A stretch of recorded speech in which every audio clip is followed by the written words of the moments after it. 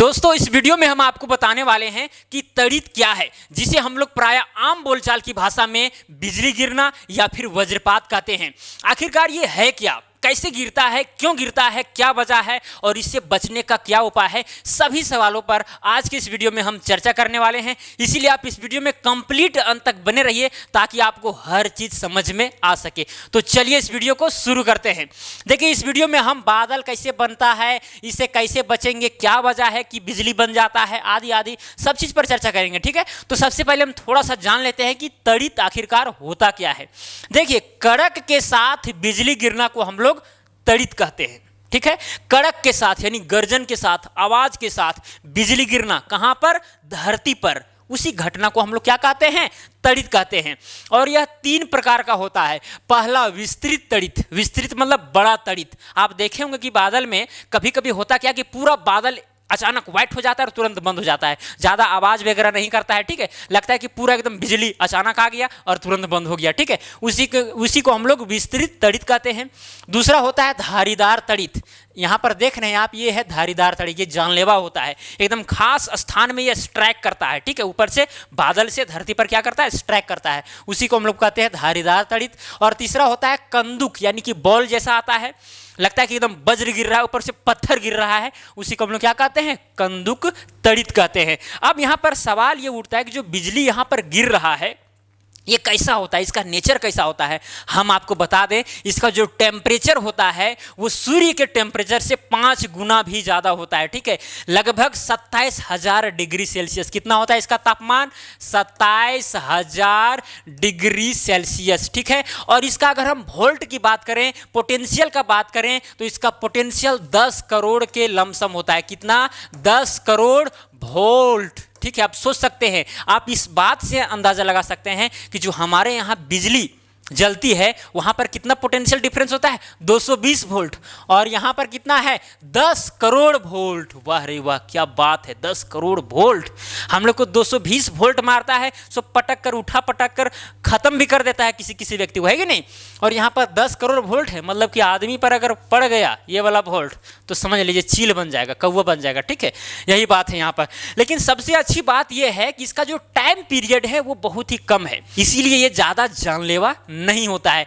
तो चलिए ये सब बातें आपको सारा चीज समझ में आ जाएगी बारीकी से। लेकिन सबसे पहले हम लोग जानते हैं कि आखिरकार ये बनता कैसे है, क्या वजह है कि बादल में बिजली बन जाता है। अरे भाई, बादल एक पानी है, अब उस पानी में बिजली कैसे बन जाएगा, ये गजब की बात है कि नहीं, और हमें भी लगता है। तो चलिए शुरू करते हैं कि बनता कैसे है। लेकिन उससे पहले हमें जानना पड़ेगा कि आखिरकार बादल कैसे बनता है। क्या बताएं हम, बादल कैसे बनता है। आप जानते होंगे कि भाई जो सूर्य है, सूर्य के पास एनर्जी होता है और वो एनर्जी पृथ्वी में आता है, हर ग्रहों पर जाता है कि नहीं। सूर्य का लाइट अगर पृथ्वी पर आ रहा है, इसका मतलब उसके साथ एनर्जी भी आ रहा है। तो होता क्या है कि जो समुद्र में जो जल होते हैं या फिर जो अगर धरातल पर भी जल जहां पर होते हैं, वो क्या करते हैं, उस एनर्जी को गेन कर लेते हैं और गेन करके अपना एनर्जी बढ़ा देते हैं। और जैसे ही जल के मोलिक्यूल का एनर्जी बढ़ता है तो वो क्या हो जाते हैं, स्वतंत्र होने लगते हैं। स्वतंत्र होने लगते हैं मतलब वाष्प बनने लगते हैं।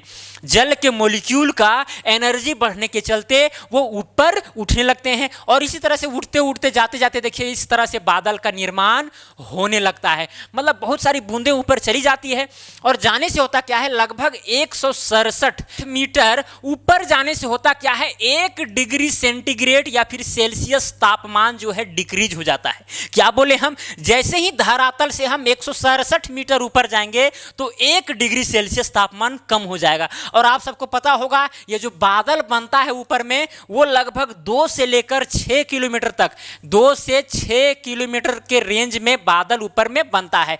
तो बताइए इतना ऊपर जाते जाते जो तापमान है बहुत ही कम हो जाता है।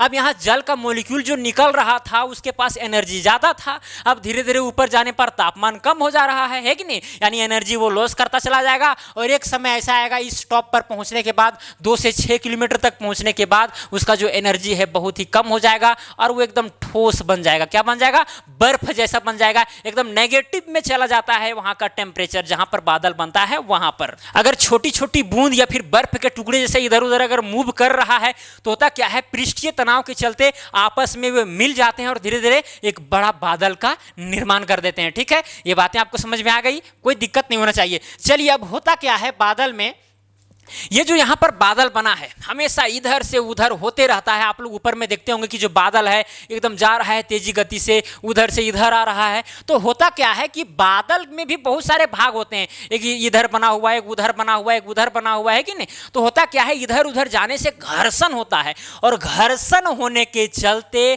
चार्ज उत्पन्न हो जाता है, वो भी इलेक्ट्रोस्टैटिक चार्ज। जिस तरह से हम लोग कोई मान के चलिए प्लास्टिक का पेन है और इसे बाल में रगड़ते हैं और फिर कोई कागज लेते हैं और उसको ऐसे करते हैं तो वो उठने लगता है कि नहीं, तो चार्ज के कारण, क्योंकि चार्ज उत्पन्न हो गया है। तो खास इसी तरह से यहाँ पर होता क्या है, घर्षण के वजह से पॉजिटिव चार्ज और नेगेटिव चार्ज उत्पन्न हो जाता है। और पॉजिटिव और नेगेटिव कैसे उत्पन्न होता है ये तो आपको पता ही है। जैसे कि मान के चलिए अगर कोई एटम है, यहाँ पर बीच में क्या है, न्यूक्लियस, और न्यूक्लियस में क्या होता है, न्यूट्रॉन होता है और प्रोटॉन होता है। और इसमें जो कक्ष होते हैं, बाहरी कक्ष में क्या करते हैं, इलेक्ट्रॉन चक्कर लगाते हैं, इलेक्ट्रॉन। और वही इलेक्ट्रॉन के पास नेगेटिव चार्ज होता है, न्यूट्रॉन के पास कोई चार्ज नहीं होता है, और प्रोटॉन के पास पॉजिटिव चार्ज होता है। जो बाहर में जो न्यूक्लियस के चारों ओर जो इलेक्ट्रॉन चक्कर लगाते हैं उसके लूज होने के चलते, मान के चलिए अगर यहाँ से एक इलेक्ट्रॉन निकल जाता है, यहाँ पर एक इलेक्ट्रॉन था ये निकल गया, तो यहाँ पर जो नेगेटिव चार्ज है वो बाहर निकल गया, तो यहाँ पर पॉजिटिव चार्ज क्या हो जाएगा, थोड़ा सा बढ़ जाएगा।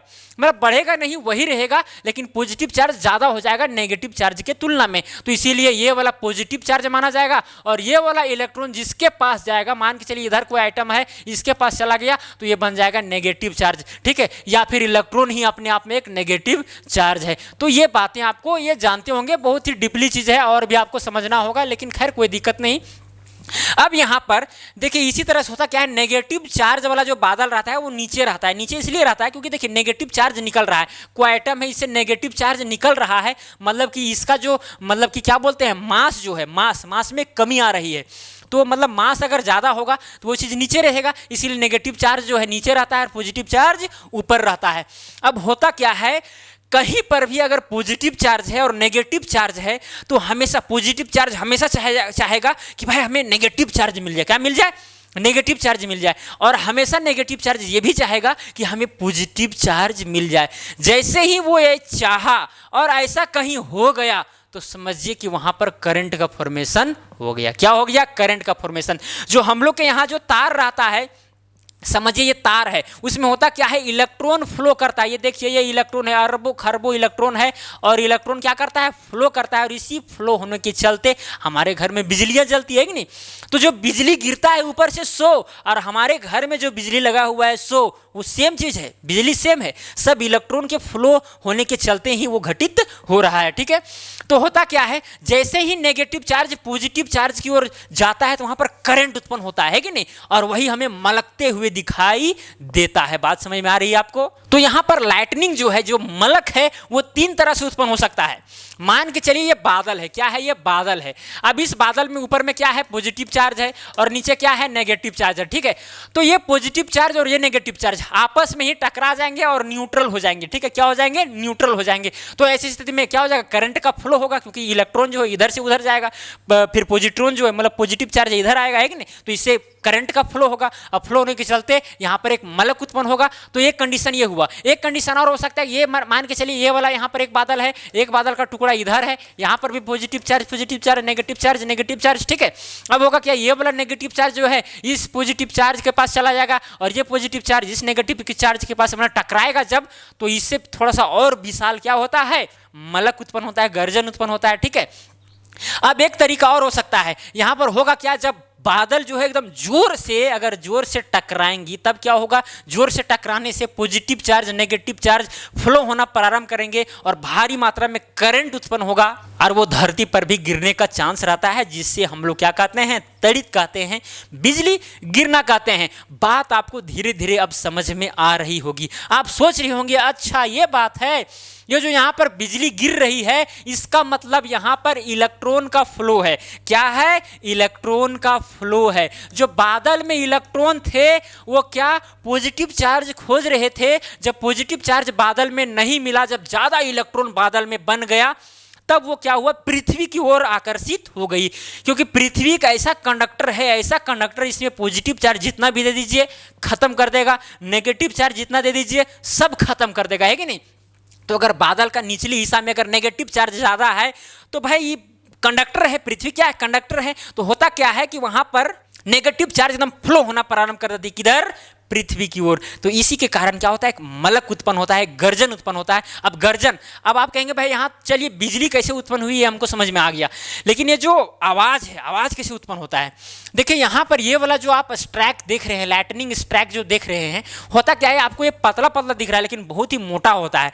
अब इसका टेम्परेचर जो है वो लगभग 27,000 डिग्री सेल्सियस रहता है। अब उतना टेम्परेचर होने के चलते जो आसपास का जो हवा है, आसपास का जो हवा है उसको एकदम फैला देता है। क्या करता है, जोर से फैला देता है, इतना जोर से लगता है कि हवा फट रही है, और वही हवा फटने के चलते हमें आवाज़ सुनाई देती है।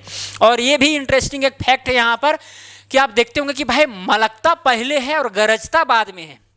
जैसे कि अगर आप बादल को देखेंगे, मलक पहले लिया, उसके बाद में 5-10 सेकंड के बाद में फिर आवाज़ हमें सुनाई देता है। तो ऐसा इसलिए क्योंकि जो आवाज़ का जो गति होता है वो लाइट के गति से बहुत ही कम होता है। लाइट का गति होता है 3 × 10⁸ मीटर पर सेकेंड, और जबकि क्या चीज़, जबकि साउंड का जो गति होता है वो 330 मीटर पर सेकेंड के आसपास होता है। तो सोचिए ये कहाँ इतना है और ये वाला कहाँ इतना है। तो इसीलिए जो लाइट है हम तक बहुत ही जल्दी पहुंच जाती है और साउंड को पहुंचने में थोड़ा सा वक्त लगता है। ठीक है, तो समझ में आ रही है बात। तो यहाँ पर आप देख सकते हैं कि भाई बादलों में टकराव जिससे घर्षण होता है, और घर्षण होने के चलते इलेक्ट्रोस्टैटिक चार्ज उत्पन्न हो जाता है, और उसी चार्ज का फ्लो होने के चलते बिजली की चमक हमें दिखाई देती है, तड़ित की घटना उत्पन्न होती है। ठीक है, समझ में आ गया होगा। चलिए अब आगे चलते हैं। अच्छा, आप एक चीज और सुने होंगे कि जो बिजली है वो अधिकतर पेड़ों के पास ही गिरती है। क्यों? हाँ, इसका वजह एकदम आसान है। आसान इसलिए है, देखिए यहाँ पर ऊपर में मान के चलिए मिटा देते हैं। ठीक है, ये है बादल, ये क्या है, इधर बादल है, इधर क्या है, बादल है। ठीक है, अब ये बादल आपस में टकराया होगा किसी भी वजह से। ठीक है, और वो जो वहाँ से बिजली जो चमकी, वो चाहेगी कि भाई हमको जो धरती है वो जल्दी मिले, ताकि जो इलेक्ट्रॉन है जल्दी फ्लो करके समा जाए। ठीक है, हम न्यूट्रल हो जाए। हालांकि इलेक्ट्रॉन फ्लो इधर करता है, लेकिन अगर हम करंट का डायरेक्शन देखें तो उल्टा होता है कि नहीं, ये फिजिक्स का मैटर है। तो होता क्या है, पेड़ जो है वो जल्दी मिल जाता है, ऊपर में ही मिल जाता है। देखिए यहाँ पर पेड़ का देखिए ऊपरी जो शाखा है ऊपर में ही मिल गया, और यहाँ देखिए इसका जड़ जो है पूरा फैला हुआ रहता है, इसका जड़ पूरा फैला हुआ रहता है। इसीलिए जो चमक है वो पेड़ की ओर जल्दी आकर्षित होती है, और पेड़ के माध्यम से तुरंत जो बिजली है वो आसपास के क्षेत्र में फैलकर उसको समाप्त कर देती है। ठीक है, समझ में आ रही बात। इसीलिए पेड़ों के पास बिजली ज़्यादा गिरती है, और पेड़ के पास कभी भी जब बिजली गिर रही हो या फिर चमक रही हो, मलक रही हो, मौसम खराब हो, तो वहाँ पर रुकना हमें नहीं चाहिए। और जितनी भी घटना घटती है लगभग पेड़ों के पास ही घटती है, वो भी दर्दनाक घटना। ठीक है, तो चलिए अब आगे बढ़ते हैं। देखिए अब हम लोग बात करेंगे कि ये जो बिजली है वो कहाँ कहाँ पर ज़्यादा गिरती है। जैसे कि यहाँ पर देखिए ये व्यक्ति है, ये छत पकड़े हुए है। ठीक है, छत, ठीक है, छत मतलब कि छतरी। अब वो छतरी अगर लोहा का बना हुआ रहेगा, किसका, लोहा का, तो लोहा तो एक कंडक्टर है, कंडक्टर है, और बिजली एक तरह का क्या है, वो जिधर कंडक्टर मिलेगा उधर से जल्दी पास होगा।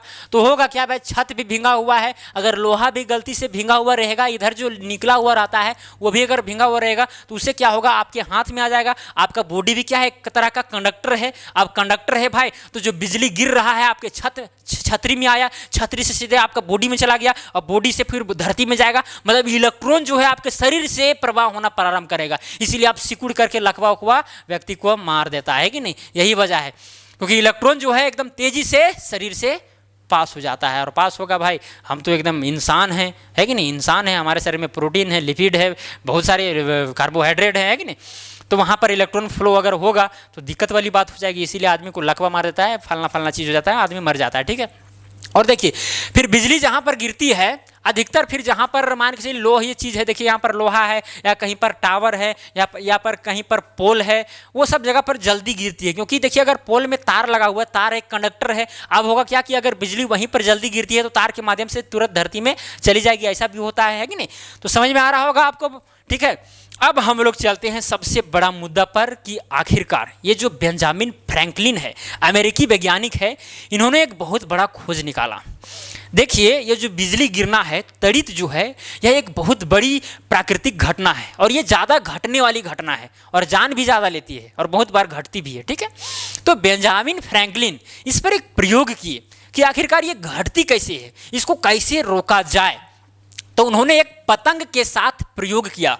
पतंग में एक तार जैसा कंडक्टर जैसा बांध दिए, ठीक है, और पतंग उड़ रहा है ऊपर में, अब जिसमें बिजली चमक रही थी, तो पतंग के माध्यम से जो है तुरंत कंडक्टर, जैसे कि तार जो होगा वो कंडक्टर होगा, एक प्रकार का मेटल होगा, मेटल के माध्यम से जहाँ से पकड़े हुए थे, ये बेंजामिन फ्रैंकलिन पकड़े हुए नहीं थे, सामने रखे हुए थे, टेस्ट कर रहे थे जिस तरह से भी किए होंगे, ठीक है, तो पाया उन्होंने कि जो बिजली की चमक है वो एकदम यहाँ तक आ गई है। इसका मतलब कि वो जो ऊपर में जो चीज़ें रहती है उससे जल्दी वहाँ से करंट आता है। ऊपर में अगर कोई चीज़ मिल गया तो वहाँ से डिस्चार्ज जल्दी होती है, ठीक है।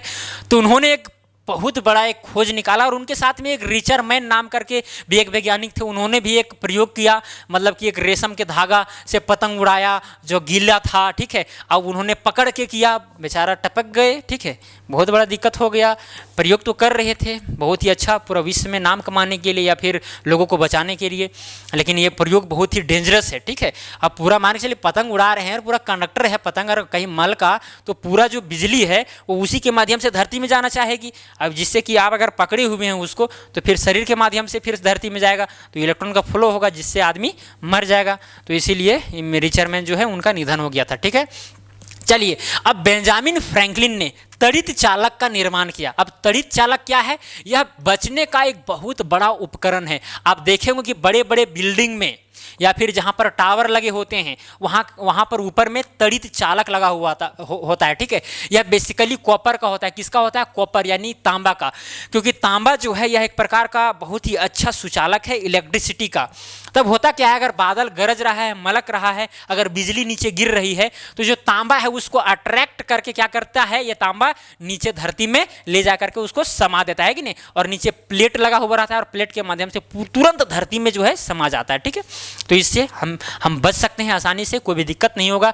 और देख सकते हैं यहाँ पर जो बड़े बड़े बिल्डिंग है उसमें क्या लगा हुआ है, तड़ित चालक लगा हुआ है। इसलिए जो आप यहाँ पर स्ट्रैक देख रहे हैं, लाइटनिंग स्ट्रैक, वो पहले क्या जा रहे हैं, बिल्डिंग के ऊपर में जा रहे हैं और इसके माध्यम से तार लगा हुआ रहता है नीचे, ठीक है, तांबा का तार, और नीचे धरती में इधर बिखेरा हुआ रहता है। इससे क्या होता है कि बिल्डिंग में कोई क्षति नहीं होता है, आसपास के लोगों का भी कोई क्षति नहीं होता है, क्योंकि तांबा के तार के माध्यम से ही वो धरती में चला जाता है जो बिजली गिर रहा है, ठीक है। तो इस तरह से आदमी आसानी से बच सकता है। अब देखिए आगे, अगर आप कार में बैठे हुए हैं तो कार में एकदम कोई दिक्कत नहीं है, तड़ित से आपको किसी भी प्रकार का डर नहीं है, क्योंकि इसके बीच में आप हैं और ये जो ऊपर का जो पूरा भाग है मतलब कि कंडक्टर नहीं है एक प्रकार का, ठीक है। जहाँ पर आप बैठे हुए हैं वो पूरा इलेक्ट्रिसिटी को कंडक्ट नहीं कर सकता, इसीलिए कार एक सेफ जगह माना जाता है। अगर आप मोटरसाइकिल राइड कर रहे हैं तो ये गलत बात है, ऐसा नहीं करना है जिसमें बिजली चमकेगा, मलकेगा आदि आदि, ठीक है। अगर आप खाली स्थान में हैं, देखिए आपके पास पेड़ भी है, खाली स्थान भी है, और आप ऐसी जगह फंस गए हैं जहां पर, ये हम आपको बचने का उपाय बता रहे हैं, ठीक है। इसके पहले हम बताएं कि क्या क्या उपकरण बेंजामिन फ्रैंकलिन ने दिए, क्या क्या उपकरण नहीं, तड़ित चालक दिए, ठीक है। अगर आप किसी जगह पर फंस गए हैं तो आपको पेड़ के नीचे कभी नहीं जाना चाहिए, क्योंकि पेड़ के पास बिजली गिरने का संभावना ज़्यादा होता है, क्योंकि पेड़ के माध्यम से बहुत ही जल्दी जो बिजली है जो गिरती है वो आसानी से पूरा धरती में समा जाती है कि नहीं। तो हमें क्या करना चाहिए, खुले स्थान में जाकर के कान बंद करके बैठ जाना चाहिए, और जो चप्पल वगैरह खाली पर नहीं रहना चाहिए, चप्पल पहन कर रहना चाहिए, प्लास्टिक का चप्पल वो भी, ताकि हो गया कि हम कंडक्टर ना बन सके। अगर कंडक्टर बन जाइएगा तो फिर बहुत बड़ा दिक्कत होगा, हमें कंडक्टर नहीं बनना है। अगर कंडक्टर बन गए तो दिक्कत हो जाता है कि नहीं। और भींगा हुआ अगर आप हैं, अगर भींगे हुए हैं और गरज मलक कर रहा है तो आप घर के अंदर चले जाएं, घर भी एक सेफ जगह है, वहाँ पर आपको तड़ित से किसी प्रकार का दिक्कत नहीं होगा, ये रेयरली केस में ही होता है। आपको हम ये भी बता देते हैं, अगर 100% अगर घटना हुआ है, डेंजर घटना, तो उसमें से 10% लोग ही क्या होते हैं, मरते हैं, है कि नहीं। इससे किससे, तड़ित से। ज़्यादा ये खतरनाक नहीं है, लेकिन हाँ फिर भी है, ये कभी भी हो सकता है अगर आदमी सतर्क ना रहे तो, ठीक है। अब देखिए, घरों में जो ऊंची इमारत है वहाँ पर हमें लगा लेना चाहिए तड़ित, क्योंकि ऊंची इमारत में ज़्यादा बिजली गिरने का चांस रहता है, ठीक है। समझ में आ रही है बात। ये हो गया आपका क्या चीज़, तड़ित चालक हो गया। जहाँ आसपास के मतलब कि समझिए कोई गांव है, गांव के आसपास स्कूल वगैरह रहता है तो वहाँ पर भी लगता है। हमारे गांव में लगभग 2006-07 में एक मतलब कि एक कार से गए थे व्यक्ति, ठीक है, एक नहीं मतलब 4-5 थे, और तड़ित चालक लगाने के लिए चाह रहे थे, ठीक है। तो हम लोग नहीं जानते थे, गांव के लोग कितना जानेंगे, है कि नहीं। तो उन लोग कह रहे थे नहीं ये बच्चा पकड़ने वाला है, उसको बेचारे को मार पीट करके भगा दी। सही बता रहा हूँ, ये मुझे याद आता है ना, बहुत दुख लगता है कि नहीं। फिर बाद में फिर 1 साल के बाद फिर वही लोग टीचर के माध्यम से संपर्क होकर के फिर आए, है कि नहीं, क्योंकि उन लोग अचानक आए थे कि हम यहाँ पर तड़ित चाला लगाएंगे, और उसमें गर्मी का दिन था, बच्चा उच्चा पकड़ने वाला जो सिलसिला था वो जारी था, और उसी समय आ गया था, इसलिए उन लोग को मार धाड़ करके भगा दिया गया था मेरे गाँव के द्वारा। ठीक है, ऐसा होना नहीं चाहिए। ठीक है, पहले जान लेना चाहिए, बूझ लेना चाहिए, उसके बाद ही करना चाहिए कोई भी काम। ठीक है, तो चलिए आपको हर चीज़ समझ में आ गया होगा, मुझे उम्मीद है कि क्या क्या चीज़ें होती है, विस्तृत तड़ित क्या है, धारीदार तड़ित क्या है, कंदुक क्या है, ये सब भी आपको बातें समझ में आ गई होगी। पेड़ के नीचे हमें कभी भी नहीं रहना चाहिए, क्योंकि पेड़ के माध्यम से जल्दी जो है ये तड़ित, ये जो बिजली है वो आसानी से धरती में समा सकती है। ठीक है, तो बिजली गिरने का एकमात्र यही कारण है कि वो चाहती है, जैसे कि उसके पास अगर इलेक्ट्रोस्टैटिक चार्ज है तो चाहेगी मेरे पास चार्ज ना रहे, अगर चार्ज ना रहे चार्ज को कहीं भेजना पड़ेगा, और ये तो पृथ्वी एक कंडक्टर है, तो हवा के माध्यम से क्या होता है, स्ट्राइक करती है और इलेक्ट्रॉन जो है फ्लो होता है। ठीक है, तो मुझे उम्मीद है कि आपको हर चीज़ समझ में आ गया होगा। अगर नहीं समझ में आई तो वीडियो को दोबारा देखिए, समझ में पूरा आ जाएगा, कोई भी दिक्कत नहीं है। तो चलिए आज के लिए इतना ही। जय हिंद, वंदे मातरम।